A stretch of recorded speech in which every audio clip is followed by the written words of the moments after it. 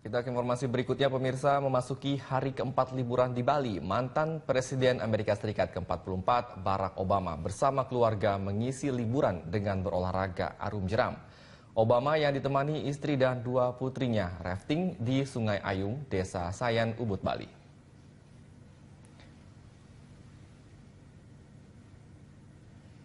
Kebenaran informasi kegiatan arung jeram Obama bersama keluarga dibenarkan oleh pengelola rafting Nyoman Ariati. Menurut Nyoman, Obama melakukan arung jeram ditemani sang istri Michelle dan dua putrinya yakni Malia dan Natasha.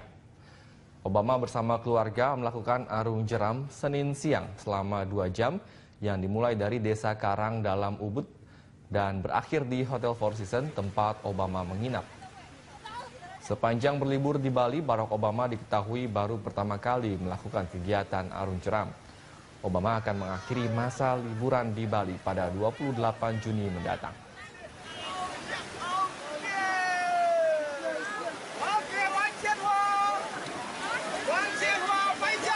Mereka datang dengan keluarga, famili, anak, istri, dan rombongan lainnya. Itu yang mungkin awalnya. Startnya dari mana tadi, Bu? Startnya Desa Rafting, startnya di Karang Dalam 1 namanya tempatnya. Finishnya? Finishnya di depan Four Seasons. Kira-kira itu jaraknya berapa ya? Jarak tempuh kalau di sungai itu sekitar 2 jam di sungai aja. Pemirsa, sebelumnya kemarin mantan Presiden Amerika Serikat ke-44 Barack Obama beserta dengan keluarga mengunjungi objek wisata Subak Jatiluwih, Kabupaten Tabanan, Bali. Ya, Subak Jatiluwih merupakan objek wisata alam yang menyuguhkan keindahan sawah milik petani Jatiluwih. Dengan dikawal mobil pengamanan VIP, rombongan Presiden ke-44 Amerika Serikat Barack Obama tiba di kawasan wisata Subak Jatiluwih, Kabupaten Tabanan, Bali. Obama ditemani rombongannya tidak canggung melintasi daerah wisata Jatiluwih dengan hamparan padi yang menguning. Kunjungan mantan Presiden Amerika Serikat tersebut menjadi perhatian masyarakat setempat dan juga sejumlah wisatawan yang kebetulan berwisata ke objek wisata Jatiluwih. Objek wisata Jatiluwih merupakan salah satu tujuan wisata yang telah diagendakan untuk dikunjungi oleh keluarga Obama. Usai berkunjung ke Jatiluwih, Obama beserta keluarga kembali ke tempat penginapannya di Desa Sayan, Ubud, Gianyar.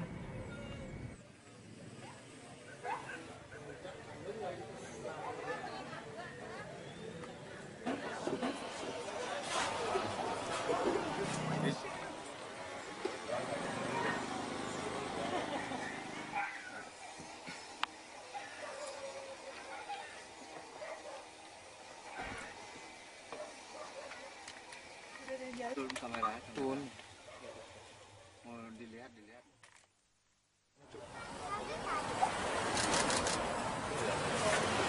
Mbak, ini dia nih.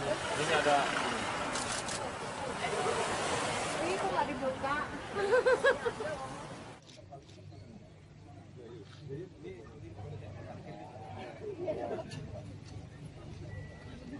Karena tidak sengaja artinya sudah bisa mempromosikan secara langsung artinya kedatangan Barack Obama, membiurkan artinya pariwisata yang kita punya.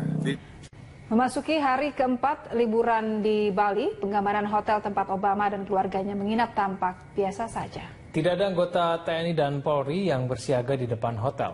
Hanya ada satpam hotel yang melakukan pengecekan setiap kendaraan yang masuk hotel. Sistem pengamanan terhadap Barack Obama berlangsung secara tertutup. Meski demikian, TNI dan Polri tetap siaga di setiap lokasi wisata yang akan dikunjungi. Obama berencana akan mengunjungi Pura Gunung Kawi di Desa Tampak Siring, Gianyar. Pura dengan arsitektur pahatan tebing itu memiliki sejarah peninggalan Raja Udayana.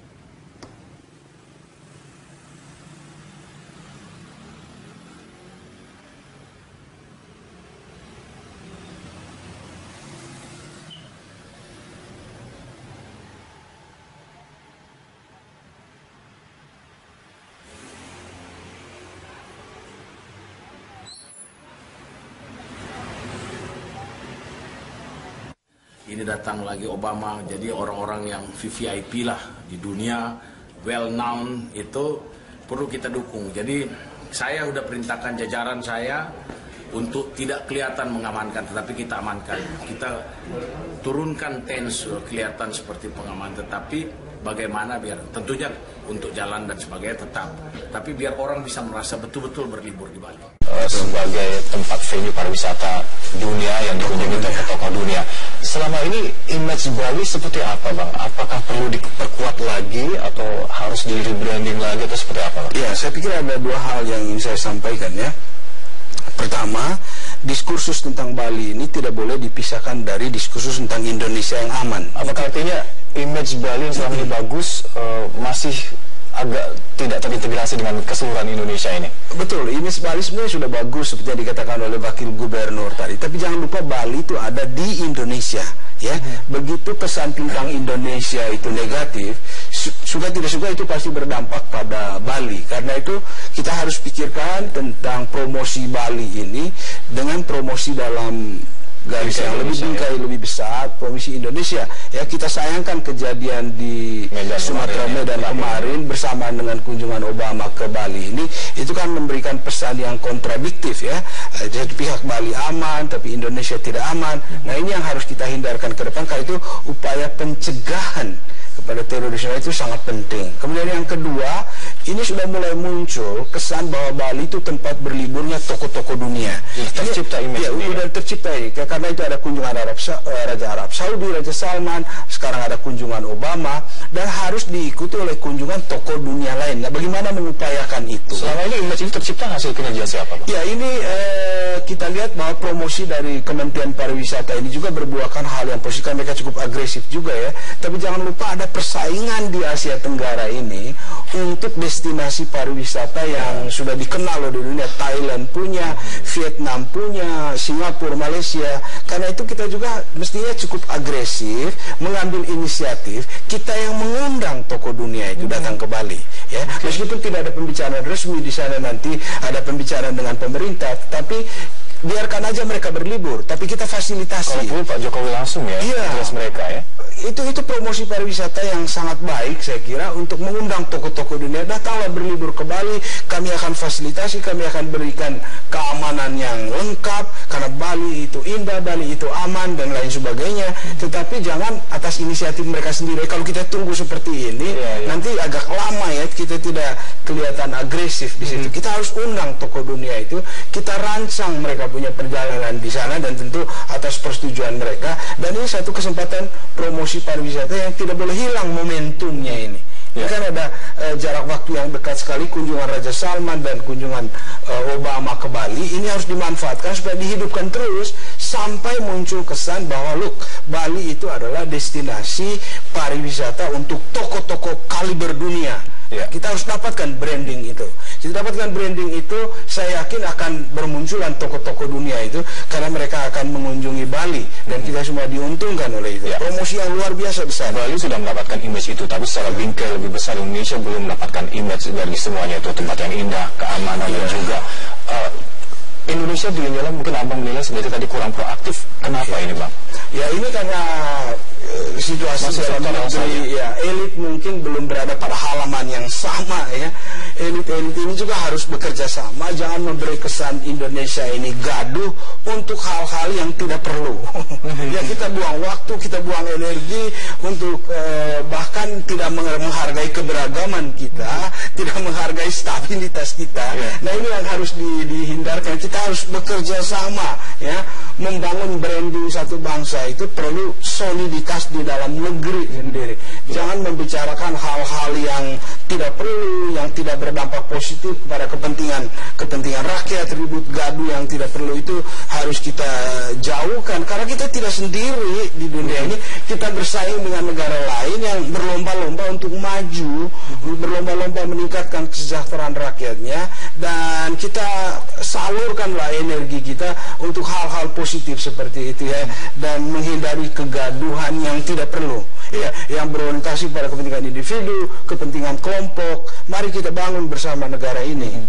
Kalau kita lihat, kita kerucutkan kembali ke kerjasama mungkin dari Indonesia dengan Amerika Serikat sendiri. Anda melihat pasang surut kerjasama Indonesia dengan Amerika ini seperti apa? Mengingat beberapa kali perubahan rezim, undang-undang pun juga berubah-ubah. Seperti apa? Betul. Ada hal yang berubah, tapi ada hal juga yang tetap ya. Misalnya keberhasilan kita untuk menciptakan stabilitas di tengah demokrasi, juga pertumbuhan ekonomi yang tidak sangat spekuler tapi juga tergolong tinggi ya. Ini kesan yang tidak berubah dan Amerika Serikat mengapresiasi hal ini. Bahwa Indonesia itu stabil, memainkan peran yang positif di tingkat regional dan juga memberikan satu contoh kepada negara lain di dalam isu-isu seperti climate change, isu terorisme, human trafficking. Kita cukup aktif ya untuk memproyeksikan diri kita keluar lagi sebagai kekuatan yang positif, positive force, peaceful force. Itu harus kita teruskan. Ya, mungkin saja di luar ada perbedaan style terhadap tindakan terhadap Indonesia seperti munculnya pemerintahan dari Presiden Trump. Tetapi ada hal-hal yang sebetulnya sudah menjadi ciri khas pemerintah Indonesia ya. Keaktifan kita di dalam stabilitas regional, keaktifan kita di ASEAN, semua itu diapresiasi oleh dunia internasional, termasuk konsolidasi demokrasi yang terus berjalan ya, yang tidak membahayakan satu sistem secara keseluruhan, tetapi demokrasi ini tetap berjalan. Nah, hal-hal itu yang harus kita pertahankan agar tetap diapresiasi oleh negara-negara besar termasuk Amerika Serikat. Ya. Capaian-capaian positif yang Anda garis bawahi tadi yang mungkin bisa diapresiasi oleh sebuah negara termasuk Amerika Serikat ini, itu baru hasil kerja bisa dibilang, belum seluruh sektor yang bekerja di Indonesia. Apalagi jika nantinya kita bisa menyatukan semua sektor yang ada, berkomitmen untuk memajukan semua ekonomi dan semua lini, seperti apa Pak? Ini komitmen ke depannya, saya kira hal-hal yang positif sudah kita jaga dan perlu memang satu kepemimpinan yang kuat ya, satu strong leadership dari pemerintahan Jokowi untuk memberikan image kepada dunia bahwa Indonesia kerja keras ya untuk membangun negaranya, mempertahankan demokrasinya, mengelola keberagamannya secara produktif dan juga peran yang aktif di tingkat regional, di tingkat ASEAN untuk mengupayakan perdamaian sehingga semuanya bisa menggunakan momentum ya ekonomi yang berpindah ke Asia Pasifik ini bisa menguntungkan pertumbuhan ekonomi negara-negara di Asia Tenggara termasuk Indonesia. Ya, catatan terakhir di segmen kali ini Pak terkait dengan makna dari kunjungan tokoh-tokoh dunia ke Indonesia, khususnya ke Bali ini. Ya, saya pikir ini satu pengakuan bahwa pemerintahan yang sekarang ini bekerja keras terus untuk membangun satu image yang positif ya di pariwisata, pembangunan di segala bidang, dan ini harus mendapat dukungan dari seluruh rakyat Indonesia. Mari kita kelola keberagaman, beri kesan yang positif, dan mari kita salurkan energi bangsa ini untuk hal-hal yang positif dan kita hindari penyaluran energi secara sia-sia. Tidak terbuang percuma untuk hal-hal yang tidak untuk membangun bangsa ya. Kita butuh waktu untuk membangun negara ini dan butuh energi yang positif. Dan sangat disayangkan sekali di momen kebangkitan nasional kemarin sekian ratus tahun, sekian ratus kali ternyata kita masih aja berkutat memperbincangkan persatuan dan keutuhan NKRI, di mana negara lainnya sudah tinggal landas, Bang. Iya, itu ya. Keberagaman ini bukan liability bagi kita, tapi modal sosial yang diakui oleh dunia, termasuk oleh Obama yang datang ke Bali. Itu kan orang luar mengakui keberagaman ini. Ya, mari kita lihatnya sebagai suatu modal sosial ya. Di dalam kita membangun ini adalah kekuatan bersama yang luar biasa supaya Indonesia maju dan kita semua sejahtera di dalamnya. Baik, Bang Alex Simadu, terima kasih telah bergabung bersama kami di Metro Pagi Prime Time atas